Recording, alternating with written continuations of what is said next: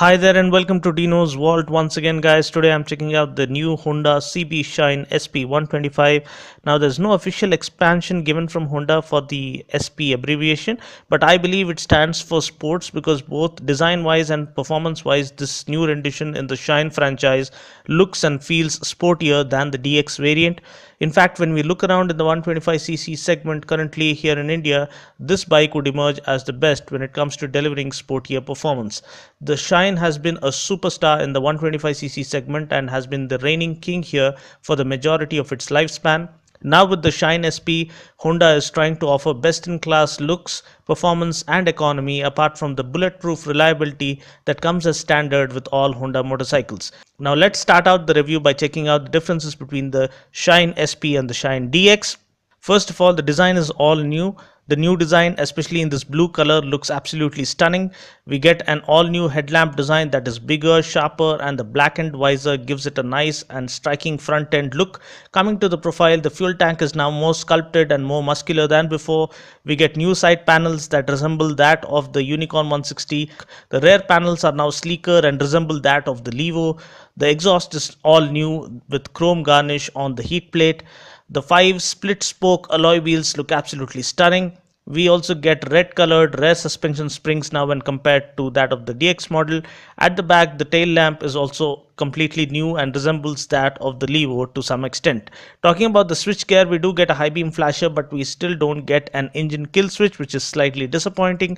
The instrument console is all new as well. We get an analog speedometer, whereas the digital display carries the odometer, trip meter and the fuel gauge. Talking about the engine specs or the differences in the engine specs, surprisingly the engine specs remain unchanged on paper for both the bikes. We do get a 5-speed gearbox now as opposed to a 4-speed one on the DX, and with this Honda claim better performance at higher speeds. Dimensions wise, length of this bike is down by 5mm when compared to that of the DX. Height is down by 5mm. Wheelbase remains the same for both the bikes. Ground clearance is up by 3mm when compared to the DX, and weight of this bike too is up by 1 kg. Just like the DX, this bike too gets Honda's patented CBS or combi brake system.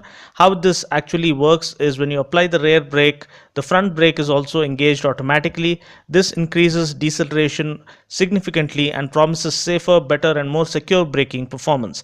Now powering the Shine SP is an air-cooled 4-stroke 124.73cc engine that puts out a maximum power of 10.57 bhp at 7500 rpm and 10.3 newton meters of torque at 5500 rpm. And this engine comes mated to a 5-speed gearbox. Talking about my test ride experience, though the engine specs remain relatively the same on paper, the difference in the bike's character is quite apparent once you start riding this bike. The bike is more sporty, the throttle response is nice and crisp, the clutch is now even lighter compared to that of the DX, the gearbox didn't feel as smooth as that of the DX, the bike itself feels as if it's in a hurry to get going, the bike relaxes once we reach the top gear, and though I didn't push the bike all that much because it's a brand new one, I get a feeling that this bike has a better mid-range and top-end performance on offer when compared to that of the DX. Talking about the brakes, the bike is available in 3 variants. First we have the drum brake variant, then we have the front disc brake variant, and then we have a CBS variant. For the drum brake variant, we get 130mm drum brakes up front and at the rear. For the disc brake and the CBS variant, we get a 240mm disc up front and a 130mm drum brake at the rear. Talking about the suspension setup, we get telescopic forks up front and spring-loaded hydraulic suspension at the rear. The suspension is on the stiffer side to offer sportier performance. Talking about the wheels and tires, we get 18-inch wheels and 80 by 100 front and rear tires. The tires are tubeless. Ground clearance is 160mm. Fuel tank capacity is 10.5 liters. Apart from this, we also get the viscous air filter, which offers longer life and doesn't require cleaning at regular intervals. Mileage claim for this bike from Honda is 65 kmpl, but I believe we can expect around 55 to 60 kmpl from this bike based on how you ride it. Extracting best mileage always depends on the way we ride, so I recommend that you go through my mileage tips link mentioned in the description portion below. I'm sure you will find lots of useful info there. Talking about the colors, we have 5 colors to choose from. I have covered 3 of them. I have covered the blue, grey and black variants here. Apart from these 3, we get the white and red colors as well. Talking about the price ex-showroom Hyderabad, the new Shine SP model is dearer by nearly 3000 rupees when compared to the DX model.